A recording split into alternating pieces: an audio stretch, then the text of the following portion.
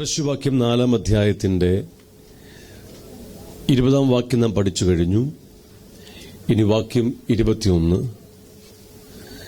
ഈ വചനങ്ങൾ നിന്റെ ദൃഷ്ടിയിൽ നിന്ന് മാറിപ്പോകരുത്, നിന്റെ ഹൃദയത്തിൻ്റെ നടുവിൽ അവയെ സൂക്ഷിച്ച് വയ്ക്കുക.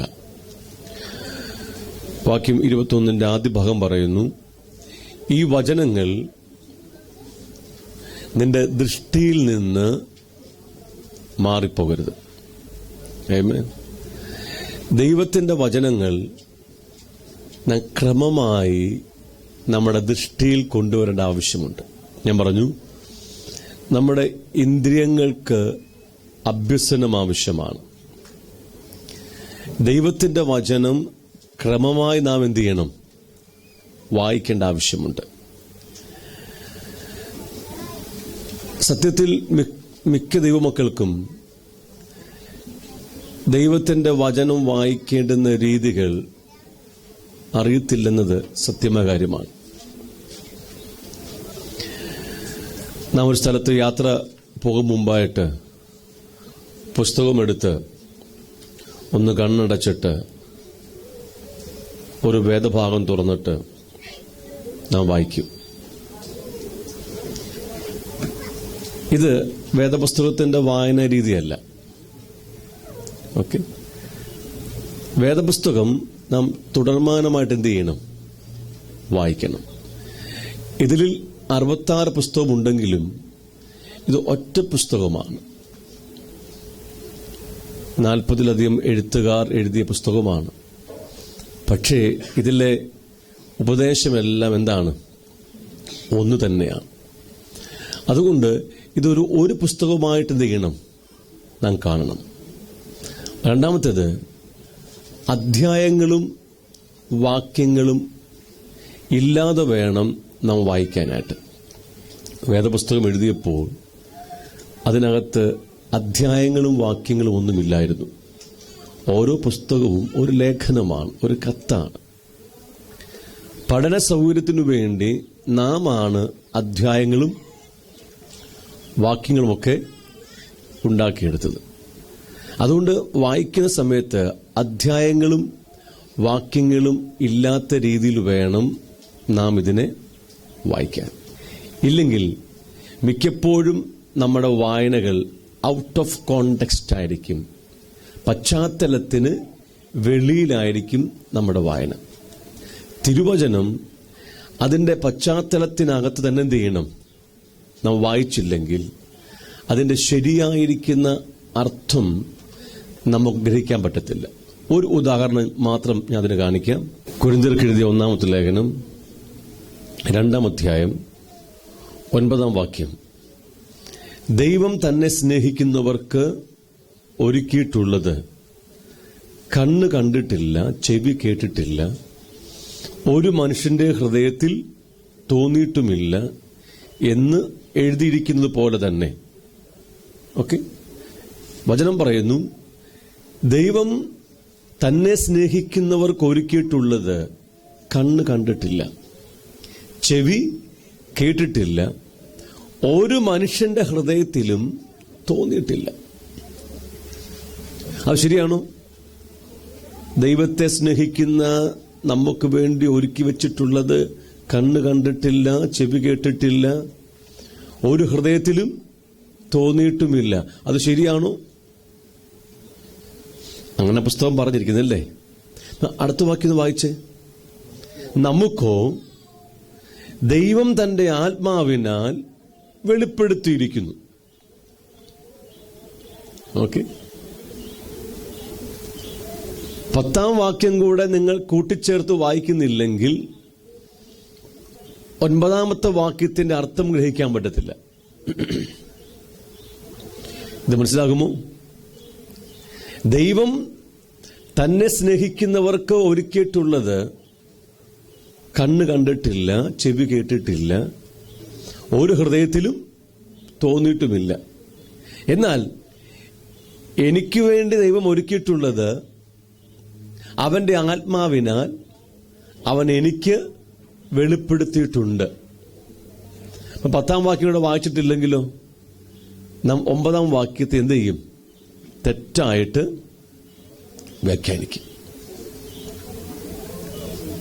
ഇതുപോലെ അനേകമായ വചനഭാഗങ്ങൾ നാം തെറ്റായിട്ട് വ്യാഖ്യാനിക്കുന്നുണ്ട്. കാരണം എന്താ? ആ കോണ്ടെക്സ്റ്റിനകത്ത് വചനം വായിക്കാത്തത് കൊണ്ടാണ്, പശ്ചാത്തലത്തിനകത്ത് വചനം വായിക്കാത്തത് കൊണ്ടാണ്. ഇനി ദൈവം നമുക്ക് വേണ്ടി എന്താണ് ഒരുക്കിയിരിക്കുന്നത്? ദൈവത്തെ സ്നേഹിക്കുന്ന നമുക്ക് വേണ്ടി ഒരുക്കിയിട്ടുള്ള നന്മ എന്താണ്? 6-ാം വാക്യം തുടങ്ങി വായിച്ചു വരുമ്പോൾ, എന്നാൽ തികഞ്ഞവരുടെ ഇടയിൽ ഞങ്ങൾ ജ്ഞാനം സംസാരിക്കുന്നു, ഈ ലോകത്തിന്റെ ജ്ഞാനമല്ല, നശിച്ചു പോകുന്നവരായ ഈ ലോകത്തിന്റെ പ്രഭുക്കന്മാരുടെ ജ്ഞാനവുമല്ല. ദൈവം ലോക സൃഷ്ടിക്ക് മുമ്പേ നമ്മുടെ തേജസ്സിനായി മുൻ നിയമിച്ചതും മറഞ്ഞിരുന്നതുമായ ദൈവത്തിന്റെ ജ്ഞാനമത്രേ മർമ്മമായി ഞങ്ങൾ പ്രസ്താവിക്കുന്നത്. നോക്കി, ലോക സൃഷ്ടിക്ക് മുമ്പേ നമ്മുടെ തേജസ്സിനായി മുൻ നിയമിച്ചതും മറഞ്ഞിരുന്നതുമായ ജ്ഞാനമത്രേ ഞങ്ങൾ മർമ്മമായി പ്രസ്താവിക്കുന്നത്. അപ്പോൾ നമ്മുടെ തേജസ്സിനു വേണ്ടി ലോകസ്ഥാപനത്തിന് മുമ്പേ ദൈവം ഒരുക്കി വെച്ച മറഞ്ഞിരുന്ന ഒരു മർമ്മമുണ്ട്. അതാണ് ദൈവം നമുക്ക് വേണ്ടി ഒരുക്കിയിട്ടുള്ളത്. മറ്റൊരു മനുഷ്യന്റെ കണ്ണ് കണ്ടിട്ടില്ല, ചെവി കേട്ടിട്ടില്ല, ഹൃദയത്തിൽ തോന്നിയിട്ടില്ല എന്നതിന്റെ അർത്ഥം. ഓക്കെ, ഇനി എന്താ ഒരുക്കി വെച്ചേക്കുന്നത്? ഒരുക്കി വെച്ചത് 8-ാം വാക്യം. അത് ഈ ലോകത്തിന്റെ പ്രഭുക്കന്മാരാരും അറിഞ്ഞില്ല. അറിഞ്ഞിരുന്നുവെങ്കിൽ അവർ തേജസ്സിന്റെ കർത്താവിനെ ക്രൂശിക്കയില്ലായിരുന്നു. അപ്പൊ ദൈവം നമുക്ക് വേണ്ടി ഒരുക്കി വെച്ച ഈ ദാനം എന്തുവാ? യേശു. എന്തിനു വേണ്ടിയാ? നമ്മുടെ തേജസ്സിനു വേണ്ടി. അതാരറിഞ്ഞില്ല? ഈ ലോകത്തിന്റെ പ്രഭുക്കന്മാരാരും അറിഞ്ഞില്ല. അതാണ്, ഈ ലോകത്തിന്റെ പ്രഭുക്കന്മാരുടെ കണ്ണാണത് കാണാഞ്ഞത്, അവരുടെ ചെവിയാണത് കേൾക്കാഞ്ഞത്. ആ ലോകത്തിന്റെ പ്രഭുക്കന്മാരുടെ ഹൃദയത്തിൽ അതൊന്നും ഗ്രഹിക്കാൻ പറ്റിയില്ല. എന്നാൽ നമുക്കോ നമ്മുടെ തേജസ്സിനായി മുന്നൊരുക്കിയിരിക്കുന്ന യേശുവിനെ ഗ്രഹിപ്പാൻ കൃപ ലഭിച്ചു എന്നാണ് ഇതിനർത്ഥം. ഇത്രയും നിങ്ങൾ വായിച്ചില്ലെങ്കിൽ 9-ാം വാക്യം എടുത്തിട്ട് നമ്മൾ എന്തു പറയും? ഈ ഭൂമിയിലെ നന്മകളെയും അനുഗ്രഹങ്ങളെയും കുറിച്ച് പറയും. ശരിയാണോ? കണ്ടോ, കോണ്ടെക്സ്റ്റിനകത്ത് വായിച്ചില്ലെങ്കിലുള്ള കുഴപ്പം അതാണ്. ഇപ്പൊ തിരുവചനം നാം എന്ത് ചെയ്യണം? ക്രമമായിട്ട് വായിക്കണം. ഒരു പുസ്തകം എടുത്താൽ എന്ത് ചെയ്യണം? തുടക്കം മുതൽ അവസാനം വരെ തുടർച്ചയായിട്ട് എന്ത് ചെയ്യണം? നിങ്ങൾ വായിക്കണം. വായിച്ചില്ലെങ്കിൽ ഇതുപോലുള്ള തെറ്റായ അറിവുകളും വ്യാഖ്യാനങ്ങളും നമുക്കുണ്ടാകും. ഇനി ഇതിനോട് ചേർന്ന് മറ്റൊരു ഉദാഹരണം കൂടെ കാണിച്ചേക്കാം. റോമർ 8:28. എന്നാൽ ദൈവത്തെ സ്നേഹിക്കുന്നവർക്ക് നിർണയപ്രകാരം വിളിക്കപ്പെട്ടവർക്ക് തന്നെ സകലവും നന്മയ്ക്കായി കൂടി വ്യാപരിക്കുന്നു എന്ന് നാം അറിയുന്നു. അല്ലെ? 1 കൊരിന്ത്യർ ലേഖനത്തിൽ വായിച്ച അതേ വാക്യം തന്നെയാണ് ഇവിടെ. അല്പം വ്യത്യാസം മാത്രമേ ഉള്ളൂ. ദൈവത്തെ സ്നേഹിക്കുന്നവർക്ക്, നിർണയപ്രകാരം വിളിക്കപ്പെട്ടവർക്ക് സകലവും നന്മയ്ക്കായി കൂടി വ്യാപരിക്കുന്നു എന്ന് നാം അറിയുന്നു. ഇവിടെ നന്മയ്ക്കായി വ്യാപരിക്കുന്നു. അത് എന്താണ് ഇവിടുത്തെ നന്മ? ഈ വാക്യത്തെ ആസ്പദമാക്കി അനേകമായ പുസ്തകങ്ങൾ പോലും എഴുതപ്പെട്ടിട്ടുണ്ട്. പ്രത്യേകിച്ച് കുട്ടികൾക്കുള്ള മാസിക ബാലമംഗളം, ബാലരമ തുടങ്ങിയവയിൽ പോലും ഈ വചനത്തെ ആസ്പദമാക്കി എന്തുണ്ട്? കഥകളൊക്കെ എഴുതിയിട്ടുണ്ട്. നമ്മുടെ ജീവിതത്തിൽ സംഭവിക്കുന്ന എല്ലാം എന്താണ്? നന്മയ്ക്കാണെന്ന് ഉള്ള പഠിപ്പിക്കലുകളും കഥകളും ധാരാളമാണ്. എന്നാൽ സത്യത്തിൽ ഇവിടെ നന്മ എന്തുവാണ്? 8-ാം അധ്യായം 17-ാം വാക്യം മുതൽ പറഞ്ഞിരിക്കുന്നത് നമ്മുടെ തേജസ്കരണത്തെക്കുറിച്ചാണ്. 8-ാം അധ്യായത്തിന്റെ 17-ാം വാക്യം തുടങ്ങി എന്ത് പറഞ്ഞിരിക്കുകയാണ്? നമ്മുടെ തേജസ്കരണത്തെക്കുറിച്ച് പറയുകയാണ്. 17-ാം വാക്യം അവസാന ഭാഗം, അവനോടുകൂടെ തേജസ്കരിക്കപ്പെടേണ്ടതിന് അവനോടുകൂടെ കഷ്ടം അനുഭവിച്ചാൽ അത്രേ. വാക്യം 18, നമ്മിൽ വെളിപ്പെടുവാനുള്ള തേജസ് വിചാരിച്ചാൽ. കണ്ടോ, ഈ കാലത്തിലെ കഷ്ടങ്ങൾ സാരമില്ലെന്ന് എണ്ണുന്നു. അതിനെക്കുറിച്ച് പറഞ്ഞ് 30-ാം വാക്യം എത്തുമ്പോൾ, മുൻ നിയമിച്ചവരെ വിളിച്ചും വിളിച്ചവരെ നീതീകരിച്ചും നീതീകരിച്ചവരെ തേജസ്കരിച്ചുമിരിക്കുന്നു. ഓക്കെ, 17-ാം വാക്യം തുടങ്ങി 30-ാം വാക്യം വരെ നമ്മുടെ തേജസ്കരണത്തെക്കുറിച്ച് പറഞ്ഞിരിക്കുകയാണ്. ദൈവത്തിലുള്ള നമ്മുടെ അവകാശമാണ് ദൈവത്തിന്റെ തേജസ്. ആ തേജസ് പ്രാപിക്കുന്നതിനെ കുറിച്ചാണ് ആ ഭാഗം പറഞ്ഞിരിക്കുന്നത്. മനസ്സിലാകുമോ? അങ്ങനെ തേജസ് പ്രാപിപ്പാൻ വിളിക്കപ്പെട്ട നമുക്ക് വേണ്ടി, അഥവാ നമ്മുടെ തേജസ്കരണത്തിനു വേണ്ടി ഈറ്റുനോവോട് ഞരങ്ങുന്ന 3 കൂട്ടക്കാരെ കുറിച്ച് ആ ഭാഗം പറയുന്നു. സഭയുടെ തേജസ്കരണത്തിനു വേണ്ടി, യേശു കർത്താവിന്റെ 2ാമത്തെ വരവിനു വേണ്ടി, നമ്മുടെ പുനരുത്ഥാനത്തിനു വേണ്ടി, നിത്യരക്ഷയുടെ പൂർത്തീകരണത്തിനു വേണ്ടി ഈറ്റുനോവോടെ ഞരങ്ങുന്ന 3 കൂട്ടക്കാരെ കുറിച്ച് പറയുന്നു. ഒന്ന്, സകല സൃഷ്ടികളും ദൈവസഭയുടെ തേജസ്കരണത്തിനു വേണ്ടി എന്ത് ചെയ്യുന്നു? ഈറ്റുനോവോടെ ഞരങ്ങുന്നു. 2, ആത്മാവെന്ന ആദ്യ ദാനം ലഭിച്ച നാം നമ്മുടെ ഉള്ളിൽ ശരീരത്തിന്റെ വീണ്ടെടുപ്പാകുന്ന പുത്രത്വം തേജസ്സിനായി എന്ത് ചെയ്യുന്നു? ഉള്ളിൽ ഞരങ്ങുന്നു. 3, നമ്മുടെ അകത്ത് പരിശുദ്ധാത്മാവ് വേണ്ടും പോലെ പ്രാർത്ഥിപ്പാൻ നമുക്കറിയാത്തതുകൊണ്ട് നമ്മുടെ അകത്തിരുന്ന് ഉച്ചരിച്ചുകൂടാത്ത ഞരക്കങ്ങളാൽ നമുക്ക് വേണ്ടി എന്ത് ചെയ്യുന്നു? പക്ഷപാതം ചെയ്യുന്നു. 3 കൂട്ടം. 1, സകല സൃഷ്ടികളും. 2, ഈ നിത്യ തേജസ്സിന്റെ വെളിപ്പാട് ലഭിച്ച നാം നമ്മുടെ ഉള്ളിൽ നമ്മുടെ ശരീരത്തിന്റെ വീണ്ടെടുപ്പിനായി അഥവാ തേജസ്സിനായി എന്ത് ചെയ്യുന്നു? ഉള്ളിൽ ഞരങ്ങുന്നു. 3, പരിശുദ്ധാത്മാവ് നമ്മുടെ അകത്തിരുന്ന് ഉച്ചരിച്ചുകൂടാത്ത ഞരക്കങ്ങളാൽ എന്ത് ചെയ്യുന്നു?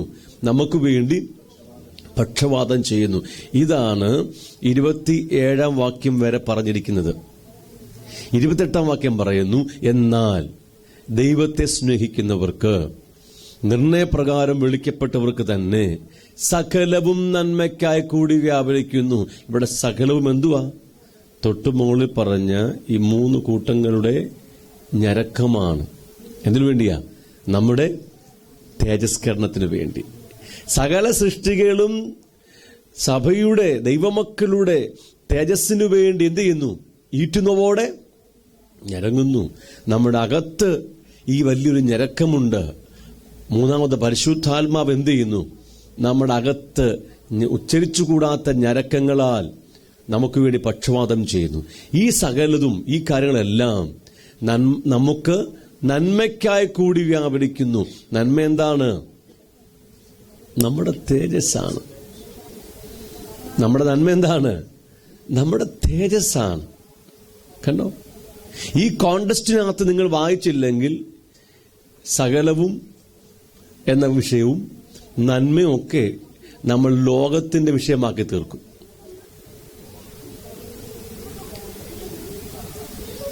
നിങ്ങൾ ഗ്രഹിച്ചിട്ടുണ്ടോ?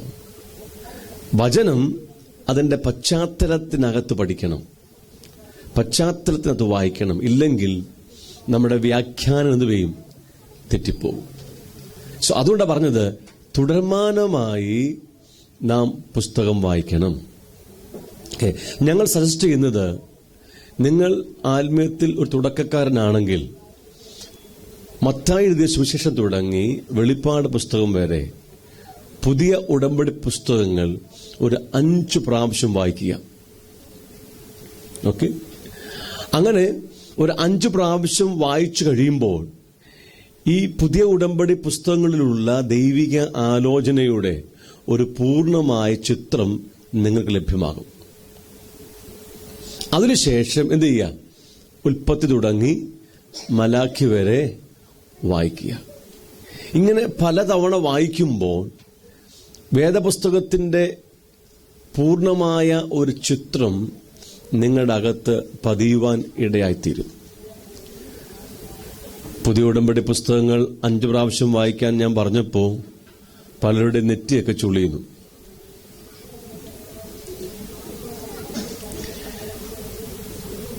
വേദപുസ്തകം നാം അനേക തവണ വായിക്കേണ്ട ആവശ്യമുണ്ട്. ഇത് വെറും 1200 പേജുകൾ മാത്രമേ ഉള്ളൂ. എത്രയുണ്ട്? 1200 പേജുകൾ. ഒരു സാധാരണ വായനയ്ക്ക് 72 മണിക്കൂർ കൊണ്ട് സാധാരണ ഒരു വായനയിൽ ഈ പുസ്തകം തീർക്കാൻ പറ്റും. 72 മണിക്കൂറുകൾ കൊണ്ട് ഒരു നോർമൽ റീഡിങ്ങിൽ നിങ്ങൾക്ക് പുസ്തകം തീർക്കാൻ പറ്റും. പലരും ധാരണ ഈ പുസ്തകം എവറസ്റ്റ് കൊടുമുടി കയറുന്ന അനുഭവമാണെന്നാണ് ഇത് വായിക്കുന്നത്. അത് നിങ്ങളുടെ ഇന്ദ്രിയത്തിന്റെ കുഴപ്പമാണ്.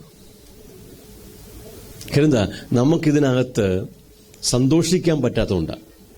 യഹോവയുടെ ന്യായപ്രമാണത്തിൽ സന്തോഷിച്ച്, അല്ലേ? ആ പുസ്തകത്തിൽ നമുക്ക് സന്തോഷിക്കാൻ പറ്റാത്തത് കൊണ്ടാണ് ഇത് വലിയ കൊടുമുടി കയറുന്ന പ്രയാസത്തോടെ നാം വായിക്കുന്നത്. ഇത് സന്തോഷിക്കാൻ പറ്റിക്കഴിഞ്ഞാൽ വളരെ ലളിതമായിട്ട് നിങ്ങൾക്ക് ഈ പുസ്തകം വായിക്കാനായിട്ട് പറ്റും. വെറും 72 മണിക്കൂർ കൊണ്ട് ഈ പുസ്തകം വായിച്ചു തീർക്കാൻ പറ്റും. ആമേൻ. ഇന്നു തൊട്ട് പുസ്തകം എടുക്കണം, വായിക്കാൻ തുടങ്ങണം. അങ്ങനെ 5 തവണ പുതിയ ഉടമ്പടി പുസ്തകങ്ങൾ വായിക്കുക. പിന്നീട് എവിടെ തുടങ്ങുക? പഴയ ഉടമ്പടി പുസ്തകങ്ങൾ വായിക്കുക. അങ്ങനെ പലതവണ വായിക്കുമ്പോൾ ആകമാനമായി ദൈവം ചെയ്തുകൊണ്ടിരിക്കുന്ന കാര്യങ്ങളുടെ ഒരു ചിത്രം നിങ്ങൾക്ക് ലഭിക്കും. ശ്രദ്ധിച്ചേ, ഞാൻ വേദപുസ്തകം പഠിക്കാൻ വേണ്ടി പറഞ്ഞില്ല, വായിക്കാനേ പറഞ്ഞിട്ടുള്ളൂ. വായനയും പഠനവും തമ്മിൽ എന്തുണ്ട്? കാര്യമായ വ്യത്യാസമുണ്ട്, അല്ലേ? ഞാൻ സ്കൂളിലെ പുസ്തകങ്ങൾ പഠിക്കാറുണ്ട്. കെമിസ്ട്രിയും ഫിസിക്സും മാത്തമാറ്റിക്സും എല്ലാം പഠിക്കാറുണ്ട്. പക്ഷേ മലയാള മനോരമ ദിനപത്രം ഞാൻ വായിക്കാറുണ്ട്, പഠിക്കാറില്ല. വ്യത്യാസമുണ്ടോ? യെസ്. ന്യൂസ് പേപ്പർ നമ്മൾ വായിക്കും. സ്കൂളിലെ ടെക്സ്റ്റ് ബുക്കുകൾ എന്ത് ചെയ്യും? പഠിക്കും. ന്യൂസ് പേപ്പർ വായിക്കുന്നത് പോലെ സാധാരണമായ ഒരു വായന മാത്രം മതി വേദപുസ്തകം മനസ്സിലാക്കാൻ.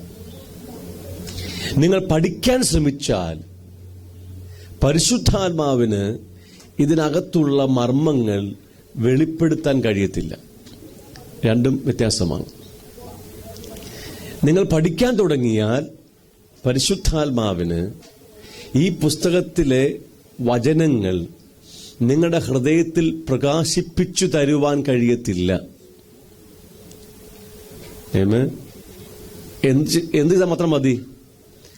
കാര്യമായ രീതിയിൽ നിങ്ങളുടെ മനസ്സ് ഒന്ന് ശ്രദ്ധിച്ച് വചനത്തിലേക്ക് ഫോക്കസ് ചെയ്ത് ഒരു സാധാരണ വായന വായിച്ചാൽ മാത്രം മതി. ദൈവാത്മാവ് വചനം നിങ്ങൾക്ക് വെളിപ്പെടുത്തും. ഹല്ലേലൂയ. പുസ്തകം പഠിക്കാൻ ശ്രമിക്കരുത്. കാരണം ഈ പുസ്തകം പഠിക്കാൻ വേണ്ടി എഴുതിയ പാഠപുസ്തകമല്ല. ഈ പുസ്തകം പഠിക്കാൻ വേണ്ടിയാണ് എഴുതിയതെങ്കിൽ ഇങ്ങനെ എഴുതുമായിരുന്നു: പാഠം 1, ഓക്കെ, പിതാവാം ദൈവം. അതിൻ്റെ സബ് ടൈറ്റിൽ ദൈവത്തിൻ്റെ പേരുകൾ, പിന്നെ കുറേ പോയിന്റ്സും വിവരണങ്ങളും. ദൈവത്തിൻ്റെ നാമങ്ങൾ, കുറേ പോയിന്റ്സും വിവരണങ്ങളും. പിതാവാം ദൈവത്തിൻ്റെ അത്ഭുതങ്ങൾ, സൃഷ്ടി, ഇങ്ങനെ ക്രമത്തിൽ എഴുതി വെക്കും. പാഠം 2, പുത്രനാം ദൈവം.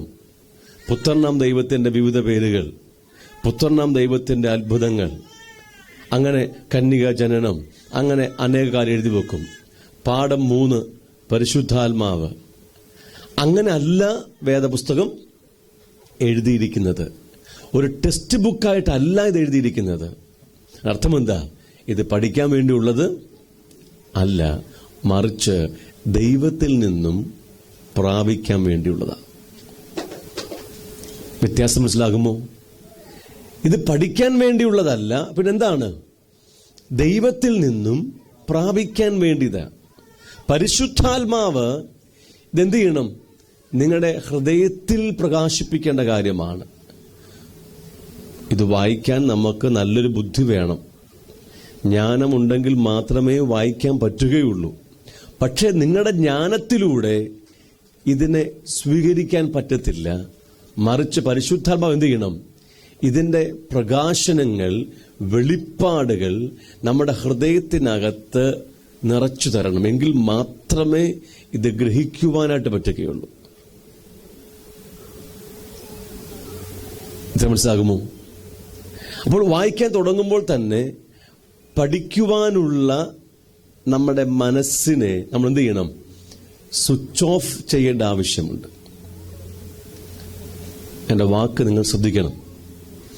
ഈ പുസ്തകം പഠിക്കാൻ വേണ്ടിയുള്ളതല്ല എന്ന് ഞാൻ വ്യക്തമായി പറയുന്നു. ഇത് ദൈവത്തിൽ നിന്നും പ്രാപിക്കാൻ വേണ്ടിയുള്ളതാണ്. നിങ്ങൾക്ക് വേണമെങ്കിൽ പഠിച്ച് ഡിഗ്രിയൊക്കെ എടുക്കാം. പക്ഷെ ഒരു വചനം പോലും നിങ്ങളുടെ അകത്ത് പ്രകാശിക്കത്തില്ല.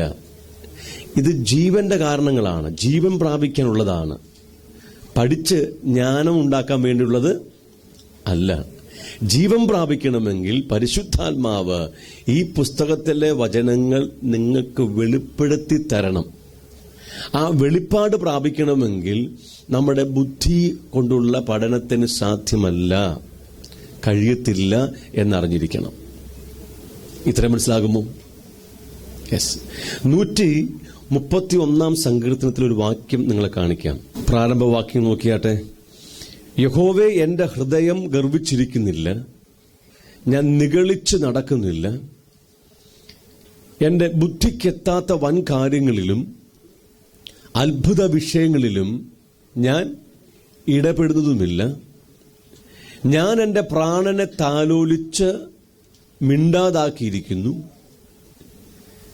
തന്റെ അമ്മയുടെ അടുക്കൽ മുലകുടി മാറിയ പൈതൽ എന്ന പോലെ എന്റെ പ്രാണൻ എന്റെ അടുക്കൽ മുലകുടി മാറിയതുപോലെ ആകുന്നു. 1 വാക്യത്തിന്റെ അവസാന ഭാഗം പറഞ്ഞിരിക്കുന്നത്, എന്റെ ബുദ്ധിക്കെത്താത്ത വൻ കാര്യങ്ങളിലും അത്ഭുത വിഷയങ്ങളിലും ഞാൻ എന്ത് ചെയ്യുന്നില്ല? ഇടപെടുന്നില്ല. ആത്മീയമായ കാര്യങ്ങൾ നമ്മുടെ ബുദ്ധിക്ക് നിരക്കുന്ന കാര്യമാകണമെന്നില്ല. എപ്പോഴും ഒരു ദൈവത്തിന്റെ പൈതൽ ബുദ്ധിക്കെത്താത്ത വൻ കാര്യങ്ങളിൽ നിന്ന് ചെയ്യണം മാറി നിൽക്കേണ്ടത് ആവശ്യമാണ്.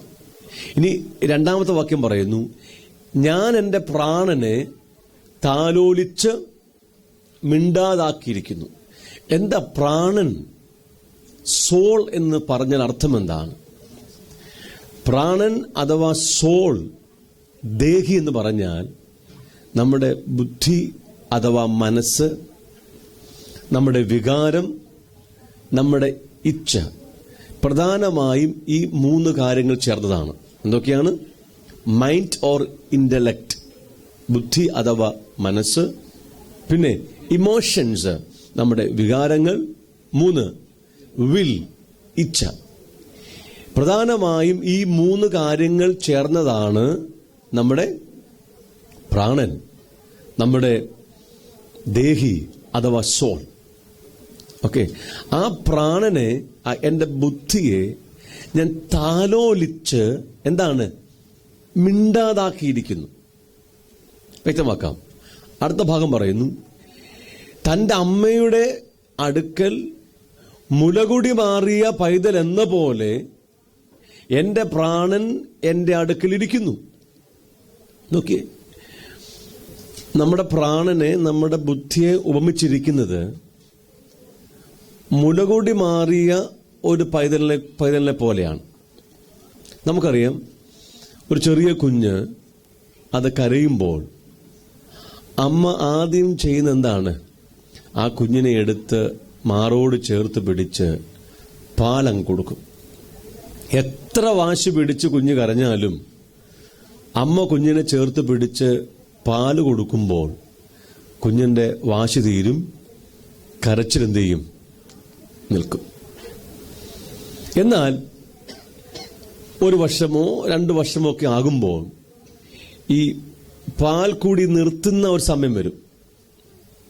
ഓക്കെ, ആ ഒരാഴ്ച, മുലകുടി നിർത്തുന്ന ഒരാഴ്ച ഈ കുഞ്ഞ് വലിയ ശാഠ്യത്തോടെ എന്ത് ചെയ്യും? നിലവിളിക്കാൻ തുടങ്ങും. കാര്യം എന്താ? ഇന്നലെ വരെ ഈ കുഞ്ഞ് കരഞ്ഞപ്പോൾ അമ്മ അതിനെ എടുത്തു, ചേർത്ത് പിടിച്ചു, പാല് കൊടുത്തു, കുഞ്ഞെന്ത് ചെയ്തു? കരച്ചിൽ നിർത്തി. പക്ഷെ ഇപ്പോൾ മുലകുടി മാറ്റിയപ്പോൾ ആ കുഞ്ഞിന് നിർബന്ധം കൂടാൻ തുടങ്ങി, കരച്ചിൽ കൂടാൻ തുടങ്ങി. ആ സമയത്ത് ഈ അമ്മയ്ക്ക് ഈ കുഞ്ഞിനെ അധികം താലോലിച്ചെങ്കിൽ മാത്രമേ ആ കുഞ്ഞിനെ ഒന്ന് ശാന്തമാക്കാൻ പറ്റുകയുള്ളൂ. മുലകുടി മാറ്റുന്ന ദിവസങ്ങളിൽ ഈ അമ്മ കുഞ്ഞിനെ എടുത്ത് എന്ത് ചെയ്യണം? അധികം താലോലിക്കണം. വെളിയിൽ കൊണ്ടു നടന്ന് പക്ഷികളെ കാണിച്ചു കൊടുത്ത്, പൂക്കളെ കാണിച്ചു കൊടുത്ത്, സംസാരിച്ച് എന്ത് ചെയ്യണം? താലോലിച്ച് താലോലിച്ച് കുഞ്ഞിനെന്ത് ചെയ്യണം? മിണ്ടാതാക്കണം.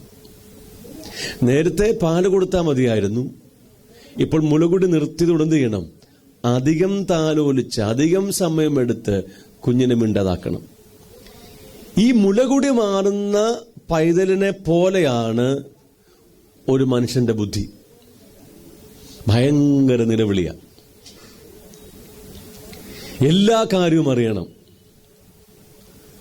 ഈ ബുദ്ധിക്ക് ഭയങ്കര നിലവിളിയാണ്. എല്ലാ കാര്യത്തെക്കുറിച്ചും ചോദ്യങ്ങളാണ്, സംശയങ്ങളാണ്. പ്രത്യേകിച്ച് ദൈവത്തിന്റെ കാര്യത്തെക്കുറിച്ച് വരുമ്പോൾ സംശയം മാത്രമേ ഉള്ളൂ, ചോദ്യങ്ങൾ മാത്രമേ ഉള്ളൂ. അവൻ എല്ലാ കാര്യവും അറിയണം. അങ്ങ് നിലവിളിച്ചുകൊണ്ടിരിക്കുക. എന്ത് ചെയ്യണം? ഈ ബുദ്ധിയെ താലോലിച്ച് എന്ത് ചെയ്യണം? മിണ്ടാതാക്കണം. മനസ്സിലായില്ല? നിങ്ങളുടെ ബുദ്ധി ഒത്തിരി കാര്യങ്ങൾ ചോദിക്കും. എന്നാൽ നിങ്ങളുടെ ബുദ്ധിക്ക് ആത്മീയമായിരിക്കുന്ന, ദൈവികമായിരിക്കുന്ന കാര്യങ്ങൾ ഗ്രഹിപ്പാൻ എന്തില്ല? പ്രാപ്തിയില്ലാത്തത് കൊണ്ട് ഈ ബുദ്ധി എന്ത് ചെയ്യണം? താലോലിച്ച് താലോലിച്ച് എന്ത് ചെയ്യണം? മിണ്ടാതാക്കണം. എന്താ അർത്ഥം? നിങ്ങളുടെ ബുദ്ധി ഉപയോഗിച്ച് ദൈവത്തെ സ്വീകരിക്കാൻ പറ്റത്തില്ല. ബുദ്ധിയിലെ പഠനം കൊണ്ട് ആത്മീയ സത്യങ്ങൾ ഗ്രഹിക്കാനായിട്ട് കഴിയത്തില്ല. അപ്പോൾ ചോദിക്കും, ഇതൊക്കെ വായിക്കാൻ ബുദ്ധി വേണ്ടായോ? ബുദ്ധി വേണം. നല്ല ബുദ്ധിയുള്ള വ്യക്തിക്ക് മാത്രമേ ഇതൊക്കെ വായിക്കാനും ഗ്രഹിക്കാനും പറ്റത്തുള്ളൂ. പക്ഷേ അതിൽ നിന്നും ദൈവിക അനുഭവം ഉണ്ടാകണമെങ്കിൽ, ആത്മീയ ജ്ഞാനം പ്രാപിക്കണമെങ്കിൽ പരിശുദ്ധാത്മാവ് നിങ്ങളുടെ ഹൃദയത്തിൽ അത് വെളിപ്പെടുത്തിയെങ്കിലേ കഴിയുകയുള്ളൂ. രണ്ട് കാര്യമാണ്. ബുദ്ധി ആവശ്യമാണ് വായിക്കാനും പഠിക്കാനും ഒക്കെ. പക്ഷെ ഈ ബുദ്ധിയിൽ ആത്മീയ ജ്ഞാനം വരുത്തില്ല. മറിച്ച് പരിശുദ്ധാത്മാവ് എന്ത് ചെയ്യും? വചനങ്ങൾ നിങ്ങളുടെ ഹൃദയത്തിൽ എന്ത് ചെയ്യും? പ്രകാശിപ്പിക്കും. രണ്ടും രണ്ട് കാര്യമാണ്. അതുകൊണ്ട് ആദ്യം എന്ത് ചെയ്യണം? പഠിക്കുവാനുള്ള നിങ്ങളുടെ മനസ്സിനെ എന്ത് ചെയ്യണം? താലോലിച്ച് അതിനെന്ത് ചെയ്യണം? മിണ്ടാതാക്കണം. ഇത് പറയുമ്പോൾ എൻ്റെ ജീവിതത്തിൻ്റെ അനുഭവം പറയാതിരിക്കാൻ തരമില്ല. ഞാൻ 17 വയസ്സുള്ളപ്പോൾ ദൈവത്തിൻ്റെ വേല ആരംഭിച്ച വ്യക്തിയാണ്. കാര്യമായിരിക്കുന്ന ബൈബിൾ പഠനമൊന്നുമില്ലാതെ ഏക ആശ്രയമുള്ള സ്വന്തം എന്താണ് ധൈര്യത്തിൽ ആശ്രയിച്ച് വേല തുടങ്ങി. എനിക്ക് വേഗം മനസ്സിലായി കാര്യമായിരിക്കുന്ന ജ്ഞാനമൊന്നും എനിക്ക് ഇല്ല. പിന്നെ അന്ന് ലഭിക്കാവുന്ന വെച്ച് വില കൂടിയ ബൈബിൾ കമന്ററി ഒക്കെ വാങ്ങിച്ചു വെച്ചു. ഉൽപ്പത്തി പുസ്തകം തുടങ്ങി ക്രമത്തിൽ ഒന്ന് പഠിക്കാൻ ശ്രമിച്ചു. എനിക്ക് ഒത്തിരി ചോദ്യങ്ങളും ഒത്തിരി സംശയങ്ങളും ഒക്കെ ഉണ്ട്.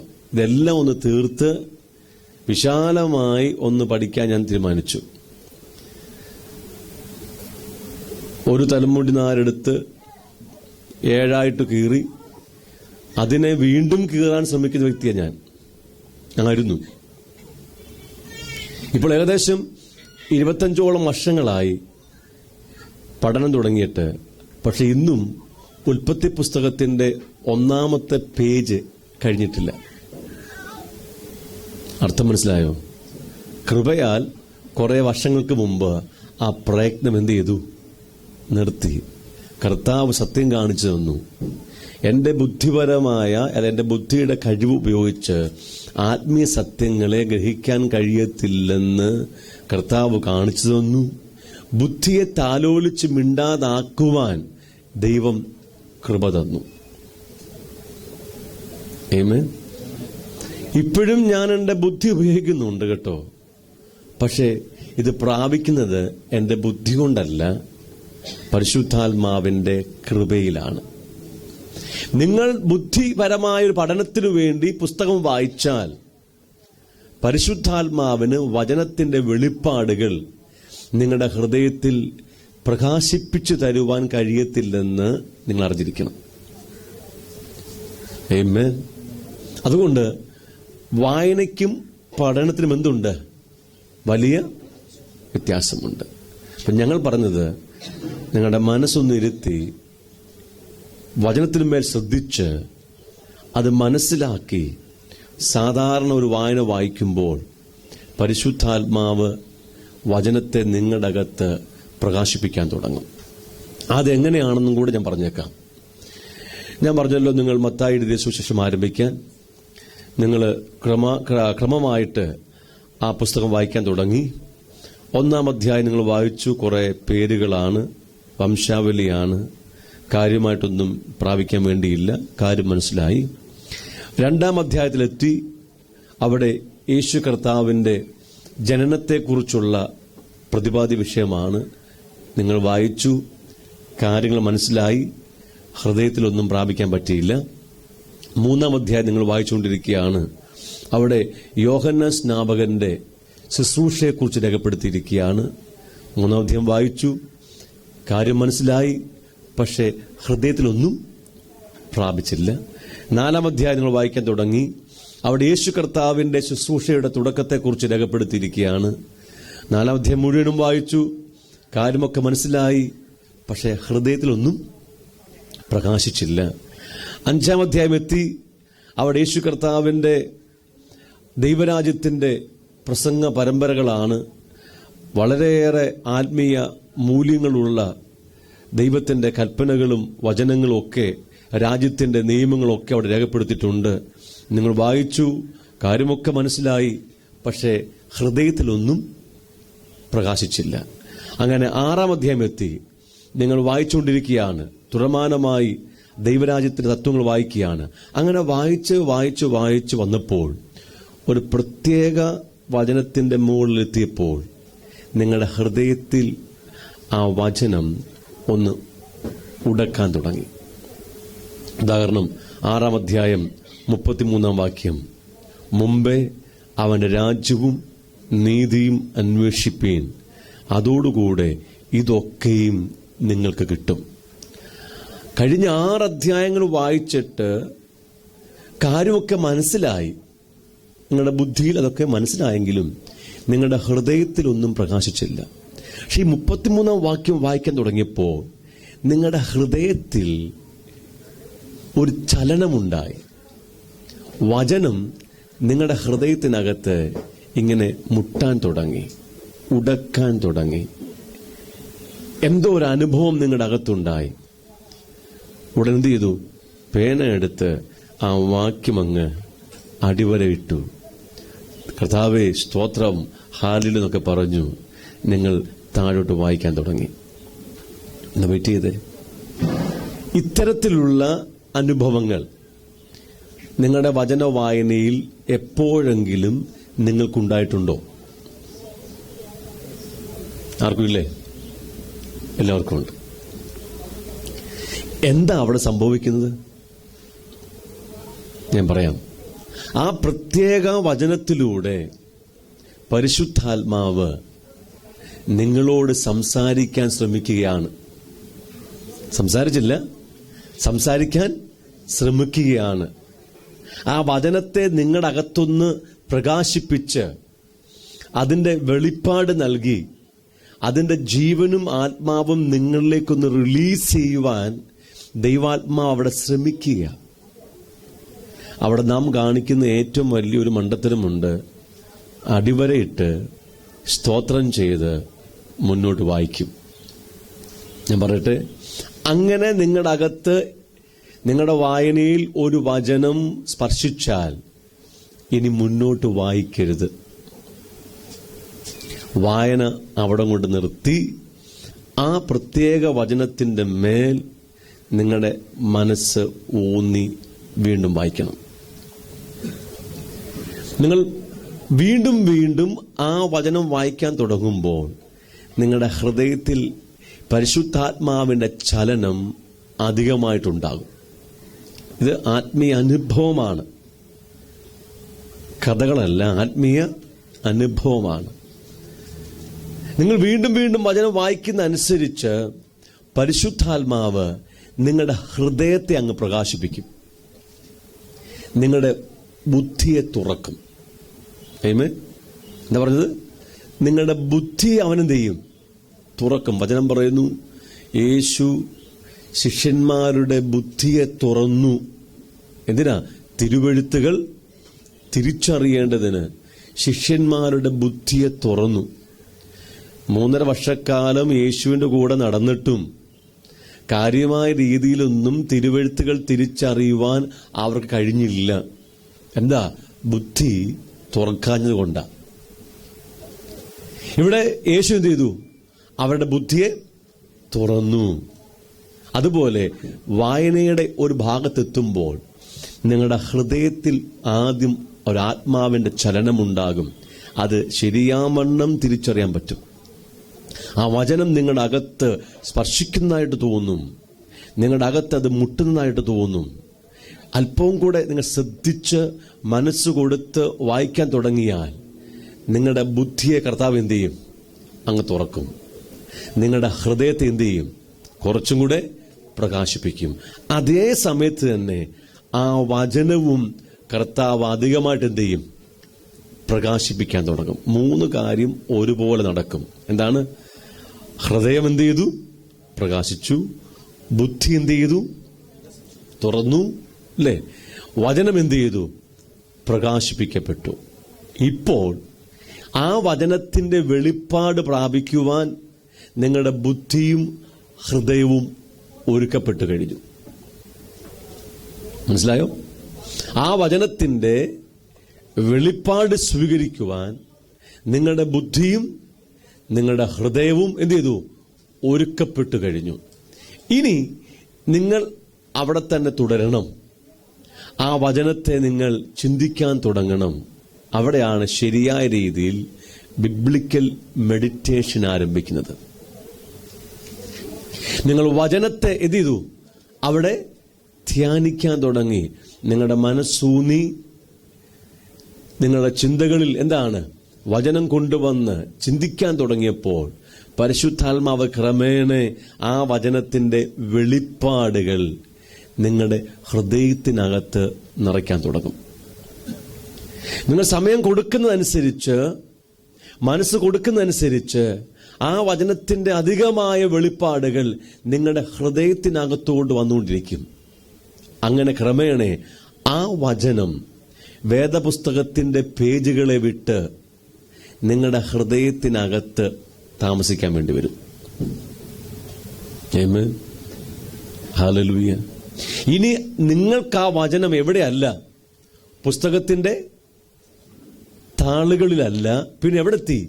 അത് പേജുകളെ വിട്ട് നടന്നിറങ്ങി എവിടെ കയറി വന്നു? നിങ്ങളുടെ ഹൃദയത്തിനകത്ത് കയറി വന്നു. ആ വചനം നിങ്ങളുടെ സ്വന്തമായി തീർന്നു.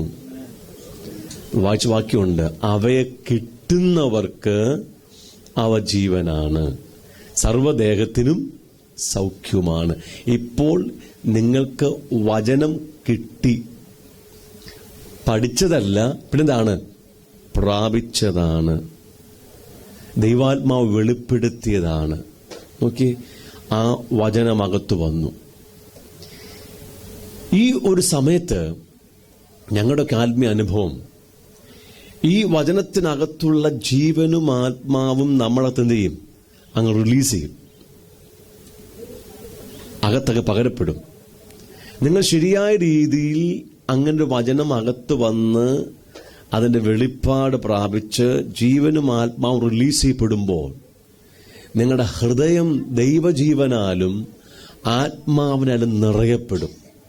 ചില സമയങ്ങളിലൊക്കെ പിന്നെ അവിടെ ഇരിക്കാൻ പറ്റത്തില്ല. ആ സ്ഥലത്ത് ഇരിക്കാൻ പറ്റരുത്. അത്രമാത്രം ദൈവജീവന്റെയും ആത്മാവിന്റെ നിറവ് വന്നിട്ട് അക്ഷരീയമായി എഴുന്നേറ്റ് ഓടിയ അനുഭവം ഉണ്ടായിട്ടുണ്ട്. ഇരിക്കാൻ പറ്റത്തില്ല. ഇനി നടക്കുകയാണെങ്കിൽ നടത്തിയിടക്ക് അങ്ങ് സ്പീഡ് അങ്ങ് കൂടും. ഇതൊന്നും കൊള്ളിക്കേണ്ട അകത്ത്. ഞാൻ പറഞ്ഞ സെൻസ് മനസ്സിലായോ? ഓക്കെ. വചനത്തിനകത്തുള്ള ജീവനും ആത്മാവും എവിടെ വരിക? നമ്മുടെ അകത്ത് വന്നങ്ങ് നിറയപ്പെടുകയാണ്. ഇനി നിങ്ങൾ നിങ്ങളുടെ ദൈനംദിന ജോലിയിൽ ഏർപ്പെട്ടോ, നിങ്ങളുടെ കിച്ചണിൽ വർക്ക് ചെയ്യാൻ പൊക്കോ, ഡ്രൈവിങ്ങിന് പൊക്കോ, ഓഫീസിൽ പൊക്കോ, എവിടെ പോയാലും ഈ വചനം അന്ന് മുഴുവനും നിങ്ങളുടെ അകത്ത് ഇങ്ങനെ ഓടാൻ തുടങ്ങും. രാവും പകലും ഈ വചനം നിങ്ങൾക്ക് ധ്യാനിക്കാൻ പറ്റും. സങ്കീർത്തന പുസ്തകം പറഞ്ഞിരിക്കുന്നത് രാവും പകലും ദൈവത്തിന്റെ വചനം ധ്യാനിക്കണമെന്നാണ്. വചനം വായിച്ചു വരുമ്പോൾ ഉണ്ടാകുന്ന വചനത്തിന്റെ പ്രകാശനവും ആത്മീയ വെളിപ്പാട് സ്വീകരിക്കുന്നതും വചനം നമ്മുടെ അകത്ത് വന്ന് താമസിക്കുന്ന കാര്യം ഞാൻ പറഞ്ഞു. ഓക്കെ. എന്നാൽ മറ്റു ചില ആൾക്കാർ വചനം പഠിച്ചു വെക്കാറുണ്ട് അകത്ത്. അതെവിടല്ല? ഹൃദയത്തിലല്ല. പിന്നെ എവിടെയാണ്? ബുദ്ധിയില. വചനം പഠിക്കുന്നതാണെങ്കിലും അത് ഇന്ന് വരെ ആ വ്യക്തിക്ക് പ്രകാശിച്ചിട്ടില്ല. വ്യത്യാസം കണ്ടോ? ഞങ്ങളെപ്പോഴും നിങ്ങളെ പ്രോത്സാഹിപ്പിക്കുന്നത് വചനം വായിച്ച് ഇത്തരം ആത്മീയ അനുഭവത്തിൽ വരാൻ വേണ്ടിയാ. പഠിക്കാതിരിക്കുന്നതാണ് ഏറെ നല്ലത്. പഠിച്ചു കഴിഞ്ഞാൽ നമ്മൾ തന്നെ അതിന് പല വ്യാഖ്യാനം കൊടുക്കുന്നതുകൊണ്ട് പരിശുദ്ധാത്മാവിന് പിന്നീട് ഒരിക്കലും ആ വചനം നമ്മളെ പഠിപ്പിക്കാനോ പ്രകാശിപ്പിച്ചു തരാനോ കഴിയത്തില്ല. അതുകൊണ്ട് കഴിവതും നിങ്ങൾ ദൈവാത്മാവ് പ്രകാശിപ്പിക്കാത്ത കാര്യങ്ങൾ പഠിക്കാൻ വേണ്ടി പോകരുത്. ഓക്കെ, മനസ്സിലാകുമോ? ദൈവാത്മാവ് നിങ്ങളുടെ അകത്ത് പ്രകാശിപ്പിച്ചു തരാത്ത കാര്യങ്ങൾ പഠിക്കാൻ വേണ്ടി ശ്രമിക്കരുത്. ഇന്നും റോമാലേഖനത്തിൽ പല കാര്യങ്ങളും എനിക്കറിയത്തില്ല. ഞാൻ അനേകമായ പ്രാവശ്യം അത് വായിച്ചിട്ടുണ്ട്. ചില ഭാഗങ്ങൾ ഇന്നും എൻ്റെ അകത്ത് പ്രകാശനം വന്നിട്ടില്ല. പക്ഷേ അത് ഞാൻ പഠിക്കാൻ ശ്രമിക്കത്തില്ല. വായിച്ചുകൊണ്ടിരിക്കും, പഠിക്കത്തില്ല. എന്നെങ്കിലും ആ വചനം എനിക്ക് ആവശ്യമായി വരുമ്പോൾ, എൻ്റെ വളർച്ചയ്ക്ക് സഹായമായി വരുമ്പോൾ, അന്ന് പരിശുദ്ധാത്മാവ് എന്ത് ചെയ്യും? ആ വചനം അങ്ങ് പ്രകാശിപ്പിക്കും. ആ പ്രകാശിപ്പിക്കുന്ന അന്ന് വരെ ഞാൻ പഠിക്കാൻ ശ്രമിക്കത്തില്ല. ഓക്കെ. നിങ്ങൾ ഒരു വചനം പ്രാപിച്ചു, വചനം പ്രകാശിച്ചു, വെളിപ്പാടായി തീർന്നു, ജീവനായി തീർന്നു, നിങ്ങളുടെ അകത്ത് ആത്മനിറവുണ്ടായി, അതിന്റെ ഫലം നിങ്ങളുടെ അകത്ത് വരാൻ തുടങ്ങി. ഇനി ആ വചനം നിങ്ങളുടെ അനുഭവമായി കഴിഞ്ഞു. അതുപോലെ ഏതെങ്കിലും വിഷയത്തിൽ ഭാരപ്പെടുന്ന ഒരു വ്യക്തി നിങ്ങൾ കാണുമ്പോൾ ഉടൻ തന്നെ ഈ വചനം നിങ്ങൾ അവരോട് പറഞ്ഞ് നിങ്ങൾ അവരെ ബലപ്പെടുത്തും. നിങ്ങൾ പറയുമ്പോൾ തന്നെ അവർക്ക് ആശ്വാസമായി തീരും, വിടുതലായിത്തീരും. കാര്യം എന്താ? നിങ്ങളുടെ അകത്ത് പ്രകാശിക്കപ്പെട്ടതും വെളിപ്പാടായതും ജീവനായതുമായ കാര്യമാണ് നിങ്ങൾ അവരോട് പറയുന്നത്. അതിന് ഭയങ്കരമായ പ്രവൃത്തിയുണ്ട്. ഉദാഹരണത്തിന്, ഒന്നിനെക്കുറിച്ചും വിചാരപ്പെടരുത്, നാളെക്കുറിച്ച് ചിന്താകുലപ്പെടരുത്. ഇത്തരത്തിലുള്ള ഏതെങ്കിലും വചനം നിങ്ങളുടെ അകത്ത് പ്രകാശിച്ച് നിങ്ങൾക്ക് വെളിപ്പാടായി തീർന്ന് അതിന്റെ ജീവനും ആത്മാവും നിങ്ങളുടെ അകത്തെത്തി നിങ്ങൾ സൗഖ്യം പ്രാപിച്ചു. നിങ്ങളുടെ ഭാരം എന്ത് ചെയ്തു? മാറിപ്പോയി. ഇനി ഏതെങ്കിലും ഭൗതികത്തിനു വേണ്ടി ഭാരപ്പെടുന്ന ഒരു വ്യക്തിയെ കാണുമ്പോൾ നിങ്ങൾ എന്ത് ചെയ്യും? സഹോദര, ഭാരപ്പെടണ്ട. നിങ്ങളുടെ ആവശ്യം എന്ത് ചെയ്യണം? സ്തോത്രത്തോട് അങ്ങ് പറഞ്ഞാൽ മതി. കർത്താവ് എന്ത് ചെയ്യും? പ്രവർത്തിക്കും. നിങ്ങൾ അങ്ങോട്ട് പറയുമ്പോൾ അതിനൊരു അതോറിറ്റി ഉണ്ട്. എന്താ കാരണം? നിങ്ങൾ ഒരു ഇൻഫർമേഷൻ കൊടുക്കുകയല്ല, അവനൊരു അറിവ് കൊടുക്കുകയല്ല. പിന്നെന്താണ്? നിങ്ങളുടെ ജീവിതത്തിൽ അനുഭവമായ, ജീവനായി തീർന്ന, നിങ്ങളുടെ അകത്ത് ഫലം കായ്ച്ചുകൊണ്ടിരിക്കുന്ന ഒരു വചനമാണ് അങ്ങോട്ട് പറയുന്നത്. അതിനൊരു ആധികാരികതയുണ്ട്. നിങ്ങൾ പറയുമ്പോൾ നിങ്ങളുടെ അകത്ത് വന്ന ഈ ദൈവജീവൻ എന്ത് ചെയ്യും? ആ വ്യക്തിയിലേക്ക് ഇറങ്ങിച്ചെന്ന് അവനൊരു ആശ്വാസം കൊടുക്കും, ഒരു വിടുതൽ കൊടുക്കും. അപ്പൊ നിങ്ങൾ പ്രാപിച്ച ഈ വചന വെളിപ്പാടിനാൽ നിങ്ങൾക്ക് മറ്റൊരു വ്യക്തിയെ പ്രബോധിപ്പിച്ച് ബലപ്പെടുത്താൻ പറ്റും. അപ്പൊ നിങ്ങളുടെ ദൈവദാസൻ നിങ്ങളുടെ ഈ ശുശ്രൂഷ കണ്ടു. ബ്രഹ്മവാസിനെ പോലെ ഇവൻ ആൾക്കാരെ പ്രബോധിപ്പിക്കുന്നു. കൊള്ളാം, ഇവനൊരു കൃപയുണ്ട്. നിങ്ങൾ പറഞ്ഞ വചനം അദ്ദേഹം കേട്ടു. അദ്ദേഹം നിങ്ങളെ വിളിച്ചു, സഹോദര, അടുത്ത ആഴ്ചയിൽ ഈ വചനം സഭയിൽ പ്രസംഗിക്കണം. അയ്യോ പാസ്റ്റർ, ഞാനങ്ങനെ പ്രസംഗനൊന്നുമല്ല, പ്രസംഗിക്കാൻ വേണ്ടതും ഒന്നും എൻ്റെ ഇല്ല. പിന്നെ അത്യാവശ്യം 5 മിനിറ്റ് എന്ത് ചെയ്യാം? പ്രബോധിപ്പിക്കാം. പാസ്റ്റർ പറഞ്ഞു, പോരാ, ഇതൊരു നല്ല വചനമാണ്. നിങ്ങൾ പറഞ്ഞപ്പോൾ ആ വ്യക്തിക്ക് വിടുതലുണ്ടായി. ഈ വരുന്ന ആഴ്ചയിൽ സഭയിൽ വന്ന് 1 മണിക്കൂറെങ്കിലും ഇതിനെക്കുറിച്ച് പറയണം. നമ്മുടെ ആകെ 5 മിനിറ്റിന്റെ സ്റ്റോക്ക് മാത്രമേ ഉള്ളൂ. 1 മണിക്കൂർ പ്രസംഗിക്കണം. എന്ത് ചെയ്യണം? ഇനി ഒന്നിനെക്കുറിച്ചും വിചാരപ്പെടരുത് എന്നുള്ള വിഷയത്തെക്കുറിച്ച് ഉൽപ്പത്തി പുസ്തകം തുടങ്ങി വെളിപ്പാട് പുസ്തകം വരെ പരിശുദ്ധാത്മാവ് എന്തൊക്കെ പറഞ്ഞിട്ടുണ്ടെന്ന് ഇനി നിങ്ങൾ കണ്ടുപിടിക്കണം. അവിടെ ഒരു പഠനം ആവശ്യമാണ്. നിങ്ങൾക്ക് പഠിക്കാതെ മറ്റൊരു വ്യക്തിയെ പഠിപ്പിക്കാൻ പറ്റത്തില്ല. എന്നാൽ പഠിക്കും മുമ്പ് നിങ്ങൾ ദൈവത്തിൽ നിന്നും പ്രാപിച്ചിരിക്കണം. ഇതാണ് ക്രമം. എന്താണ്? ദൈവത്തിൽ നിന്നും ഒരു വിഷയം പ്രാപിക്കുക, വെളിപ്പാടിനാൽ പ്രാപിക്കുക, അത് നിങ്ങളുടെ ജീവിതത്തിൽ ഉണ്ടാകുക, അതിന്റെ ജീവനും ആത്മാവും നിങ്ങളിലേക്ക് വരിക. ഇനി അത് സഭയെ പഠിപ്പിക്കണമെങ്കിൽ ആ വിഷയത്തിന്മേൽ നിങ്ങൾക്ക് ശരിയായിരിക്കുന്ന ഒരു പഠനം ആവശ്യമാണ്. അപ്പോൾ വേദപുസ്തകം പഠിക്കണമോ? പഠിക്കണം. എപ്പോഴാ പഠിക്കേണ്ടത്?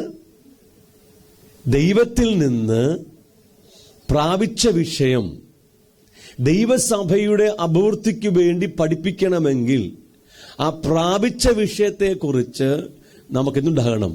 ശരിയായിരിക്കുന്ന ഒരു പഠനമുണ്ടാകണം.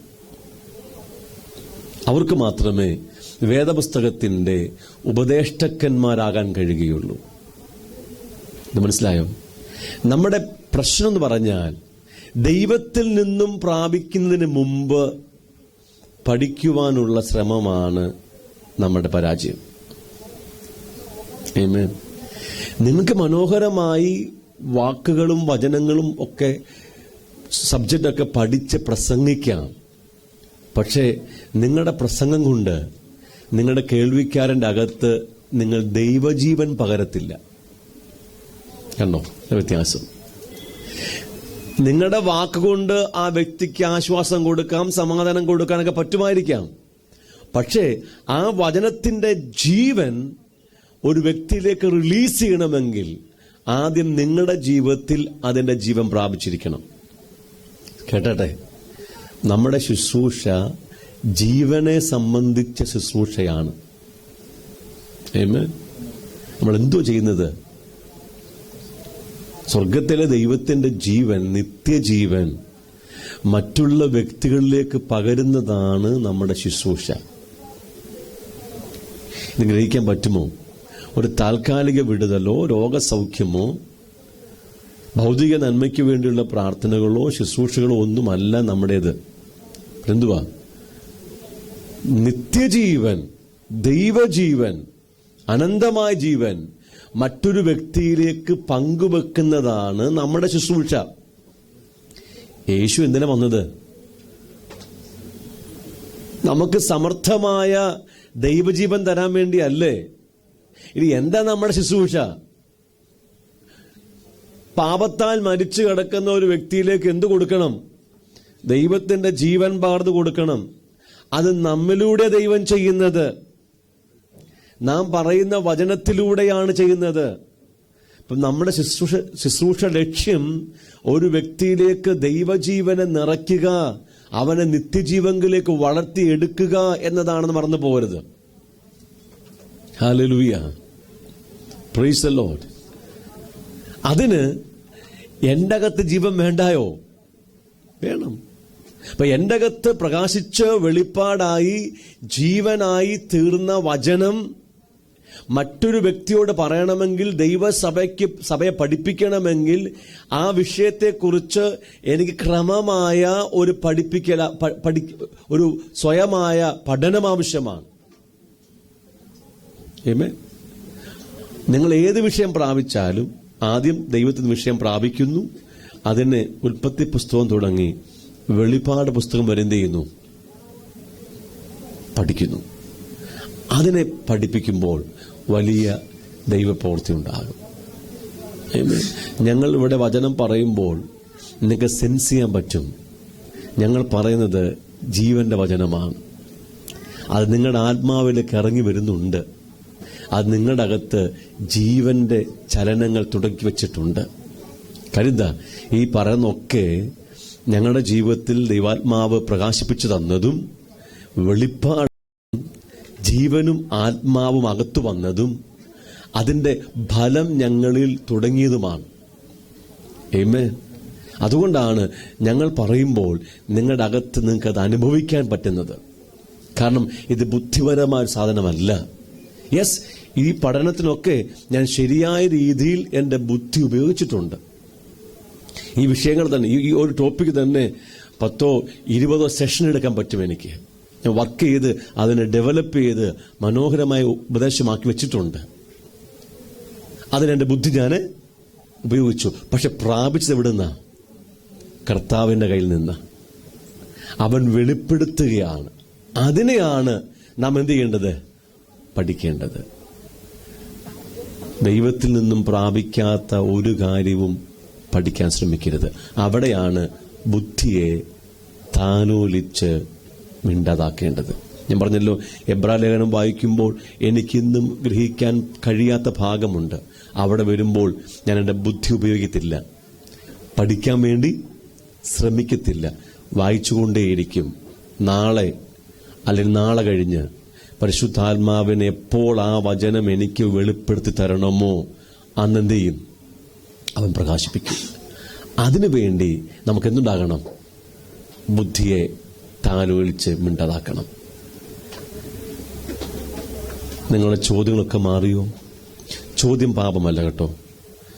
നമുക്ക് ഒത്തിരി ചോദ്യമുണ്ടാകാം, ഒത്തിരി സംശയമുണ്ടാകാം. അതെന്തല്ല, പാപമൊന്നും അല്ല. പക്ഷേ ചോദ്യങ്ങളും സംശയങ്ങളും ഉണ്ടെങ്കിൽ അർത്ഥമെന്താ? നിങ്ങളുടെ ബുദ്ധിയെ താലോലിച്ച് മിണ്ടാതാക്കിയിട്ടില്ല എന്നർത്ഥം.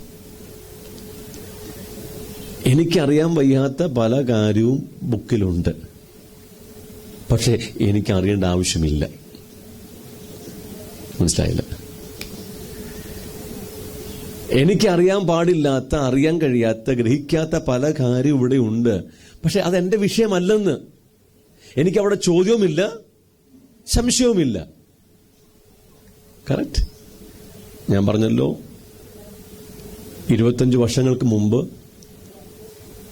ഒരു തലമുടി നാരെടുത്ത് 7ആയിട്ട് കീറി അതിനെ വീണ്ടും 7ആയിട്ട് കീറാൻ ശ്രമിക്കുന്ന വ്യക്തിയാണ് ഞാൻ. പക്ഷെ അവിടെ നിന്നും ദൈവം എന്നെ ഇവിടെ എത്തിച്ചു. എവിടെ? ചോദ്യമില്ലാത്ത നിലയിൽ, സംശയമില്ലാത്ത നിലയിൽ ദൈവം എൻ്റെ ബുദ്ധി എന്ത് ചെയ്തു? സൗഖ്യമാക്കി.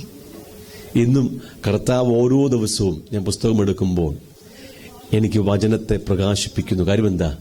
ഞാൻ ബുദ്ധിയിൽ എന്ത് ചെയ്തു? സൗഖ്യം പ്രാപിച്ചുകൊണ്ടാണ്. നിങ്ങൾക്ക് വചനത്തിന്റെ വെളിപ്പാട് ഉണ്ടാകുന്നില്ലെങ്കിൽ കാരണം എന്താ അറിയാമോ? നിങ്ങളുടെ ബുദ്ധി മുലകൂടി മാറിയ പൈതലെന്ന പോലെ നിലവിളിയാണ്. അതിനെ താലോലിച്ച് മിണ്ടാതാക്കിയിട്ടില്ല. താലോലിച്ച് മിണ്ടാതാക്കിയാൽ പരിശുദ്ധാത്മാവ് നിങ്ങളുടെ ഹൃദയത്തിലേക്ക് തന്റെ വചനങ്ങൾ ഒന്നൊന്നായി വെളിപ്പെടുത്താൻ തുടങ്ങും. ആമേൻ, ഹല്ലേലൂയ. അങ്ങനെ നാം വായിച്ചുകൊണ്ടിരിക്കുമ്പോൾ വചനമകത്തു വന്നു, അല്ലേ? നമ്മളതിന്റെ ജ്ഞാനം പ്രാപിച്ചു, വെളിപ്പാട് പ്രാപിച്ചു, ജീവൻ പ്രാപിച്ചു. ഇനി ആ വചനത്തെ നാം ക്രമമായിട്ട് എന്ത് ചെയ്യണം? ധ്യാനിക്കാൻ തുടങ്ങണം. മെഡിറ്റേഷൻ എന്നത് വളരെ പ്രധാനപ്പെട്ട ഒരു പദമാണ് വേദപുസ്തകത്തിൽ.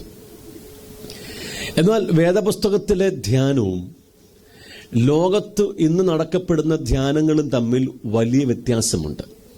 ബിബ്ലിക്കൽ മെഡിറ്റേഷനും ഈസ്റ്റേൺ ട്രാൻസെൻഡന്റൽ മെഡിറ്റേഷൻസ് തമ്മിൽ എന്തുണ്ട്?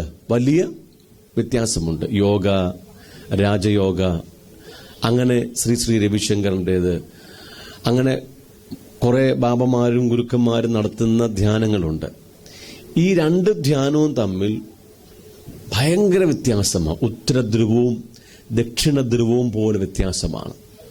എന്താണ് യോഗ, രാജയോഗ തുടങ്ങിയ പഠിപ്പിക്കലിലൂടെ അവർ കാണിച്ചു തരുന്ന ധ്യാനം എന്താണ്? മനുഷ്യന്റെ മനസ്സിൽ ചിന്തകൾ മുറിഞ്ഞു പോകാതെ ചങ്ങലക്കണ്ണികൾ കോർത്തിരിക്കുന്ന പോലെ ചിന്തകൾ എപ്പോഴും എന്ത് ചെയ്യാണ്? വന്നുകൊണ്ടിരിക്കുക. ചിന്തകൾ ഒരിക്കലും ഇടമുറിഞ്ഞു പോത്തില്ല. അങ്ങനെ തുടർമാനമായ ചിന്ത വന്നുകൊണ്ടിരിക്കുകയാണ്. ഈ രണ്ട് ചിന്തകളുടെ ഇടയിൽ ഒരു ചെറിയ ഗ്യാപ്പ് ഉണ്ടാക്കാനാണ് ഇവർ ശ്രമിക്കുന്നത്. ചിന്തകളില്ലാതെ മനസ്സിനെ എന്ത് ചെയ്യണം? ശൂന്യമാക്കണം. മനസ്സിലായോ? രണ്ട് ചിന്തകളുടെ ഇടയിൽ എന്ത് ചെയ്യണം? ചിന്തകളില്ലാത്ത ഒരു ശൂന്യത ഉണ്ടാക്കണം. അങ്ങനെ അവർ അഭ്യസനത്തിലൂടെ, അവരുടെ പ്രത്യേകമായ പ്രോഗ്രാമിലൂടെ ചിന്തകളുടെ ഇടയിൽ ഒരു ചെറിയ ഗ്യാപ്പ് ഉണ്ടാക്കിയെടുത്ത് ക്രമേണ അതിനെ വർദ്ധിപ്പിക്കുകയാണ്. 30 സെക്കൻഡ്, പിന്നെ 1 മിനിറ്റ്, 5 മിനിറ്റ്, 10 മിനിറ്റ്, 15 മിനിറ്റ് വരെയൊക്കെ എന്താണ്? ചിന്തയില്ലാതെ മനസ്സിനെ എന്ത് ചെയ്യാണ്? ശൂന്യമാക്കുകയാണ്. അങ്ങനെ മനസ്സ് കാലിയാകുമ്പോൾ ഉണ്ടാകുന്ന ചില ആത്മീയ അനുഭൂതികളെ കുറിച്ചാണ് യോഗയും രാജയോഗയും തുടങ്ങിയ ധ്യാനങ്ങളൊക്കെ നമ്മെ പഠിപ്പിക്കുന്നത്. മനസ്സിലാകുമോ? ചിന്തകളുടെ ഇടയിൽ ഗ്യാപ്പ് ഉണ്ടാക്കിയെടുത്ത് അതിനെ വർദ്ധിപ്പിച്ച് ചിന്തകൾ ഇല്ലാതെ മനസ്സിനെ ശൂന്യമാക്കി ആ ശൂന്യമാകുന്ന മനസ്സിലുണ്ടാകുന്ന ചില ആത്മീയ അനുഭൂതികൾ, സ്വസ്ഥതയും സമാധാനവും ഒക്കെയാണ് അവർ പഠിപ്പിക്കുന്നത്. എന്നാൽ വേദപുസ്തകത്തിലെ ധ്യാനം ഇതിന് തികച്ചും എതിരാണ്. പുസ്തകം പറയുന്നു, നിങ്ങളുടെ മനസ്സിനെ, നിങ്ങളുടെ ഹൃദയത്തെ വചനം കൊണ്ട് നിറയ്ക്കണം. ലോകത്തിലെ ധ്യാനം പറയുന്നു, എംപ്റ്റിങ് യുവർ മൈൻഡ്, മനസ്സിനെ ശൂന്യമാക്കണം. വചനം പറയുന്നു, മനസ്സിനെ ദൈവവചനം കൊണ്ട് നിറയ്ക്കണം. രണ്ടും വ്യത്യാസമാണോ? വ്യത്യാസം എന്ന് മാത്രമല്ല, രണ്ടും പരസ്പരം ശത്രുതയിലുമാണ്. മനസ്സിനെ കാലിയാക്കുന്നത് ദൈവത്തിന്റെ കൽപ്പനയ്ക്കെതിരാണ്. ആമേൻ. ദൈവത്തിന്റെ കൽപ്പനയ്ക്ക് എതിരാണ്. പിശാചിന്റെ മുഴുപ്രവൃത്തികളും നടക്കുന്നത് മനുഷ്യന്റെ മനസ്സിലാണ്. ഓക്കെ, എവിടെ മനുഷ്യന്റെ മനസ്സ് കാലിയാകുന്നുവോ അവിടേക്ക് അശുദ്ധാത്മാക്കളുടെ ഒരു പ്രവേശനം തന്നെ ഉണ്ടാകും.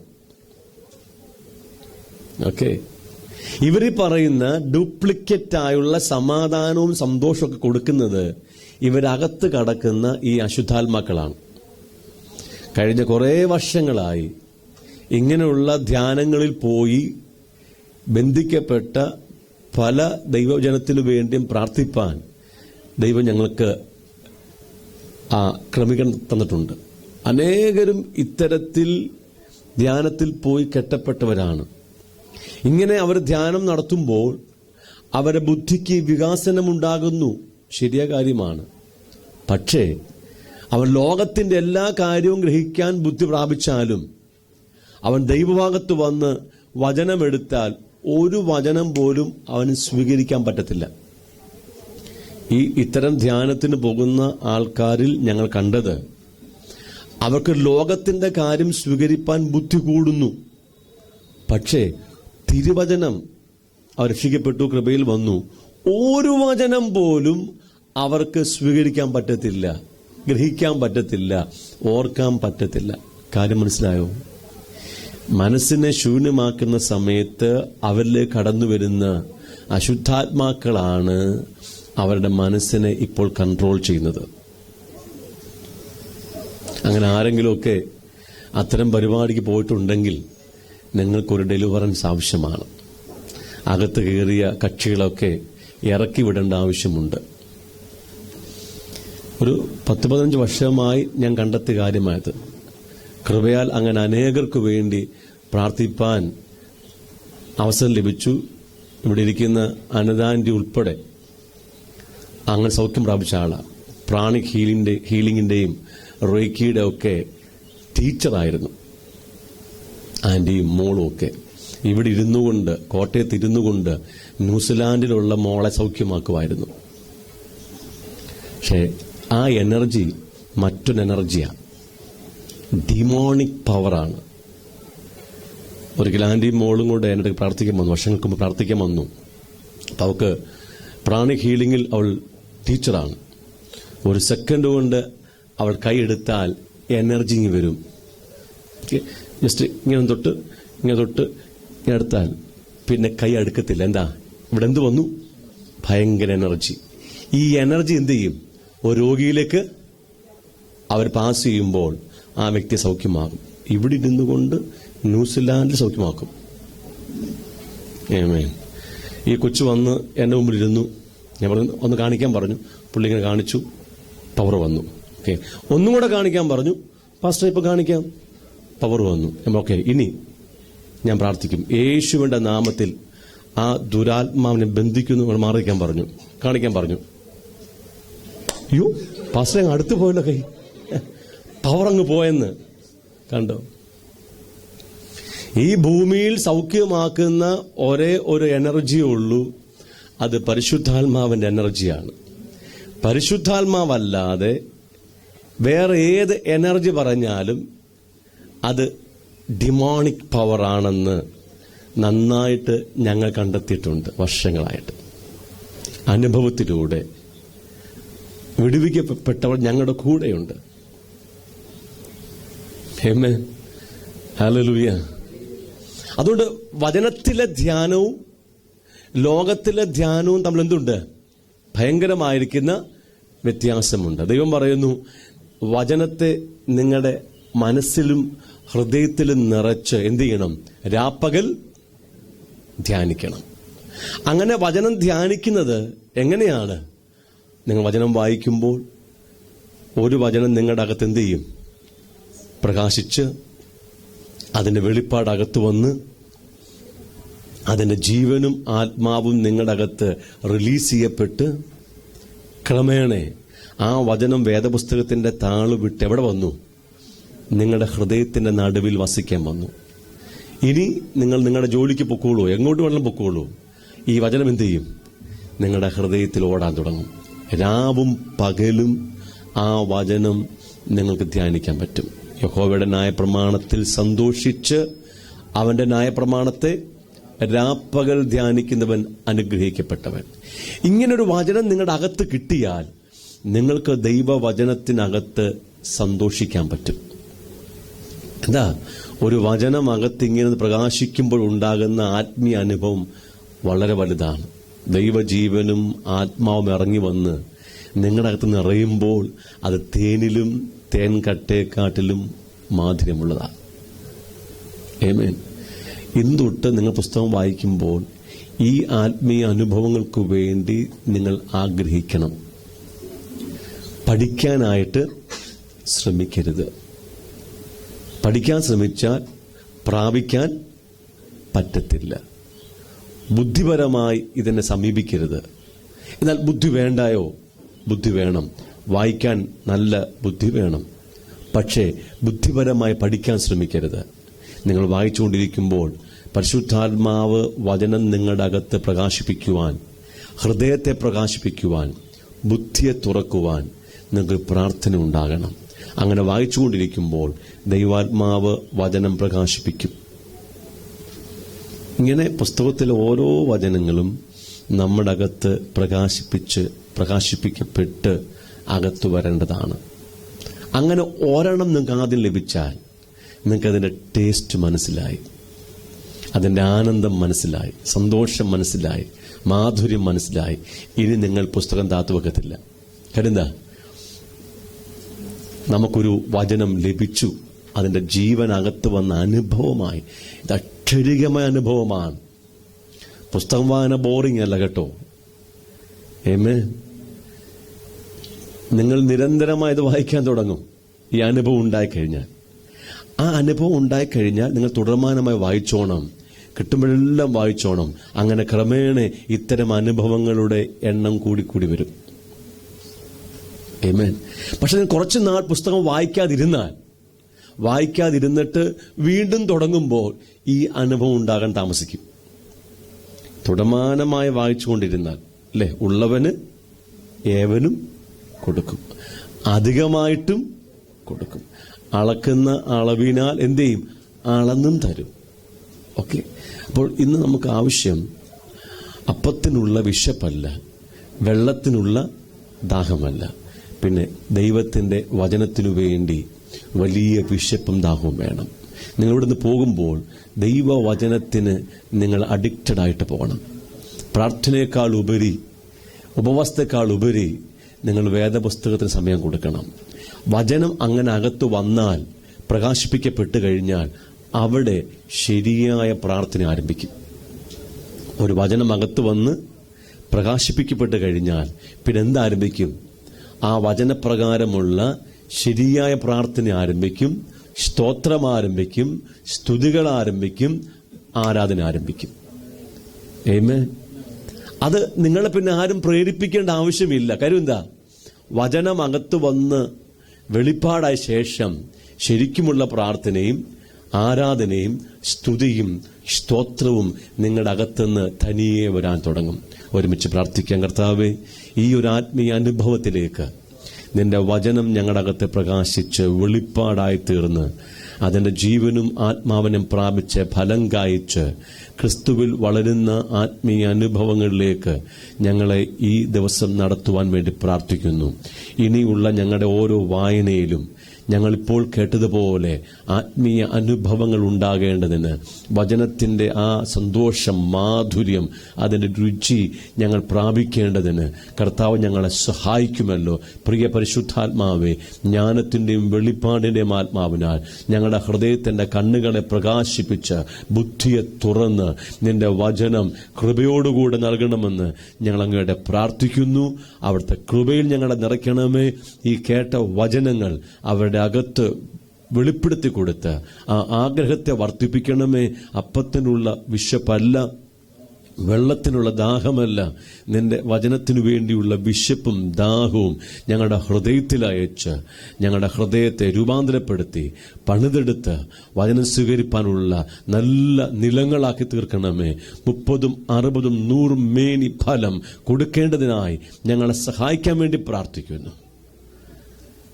സകല മഹത്വം പിതാവിന് യേശു കർത്താവിന്റെ നാമത്തിൽ തന്നെ. ആമേൻ.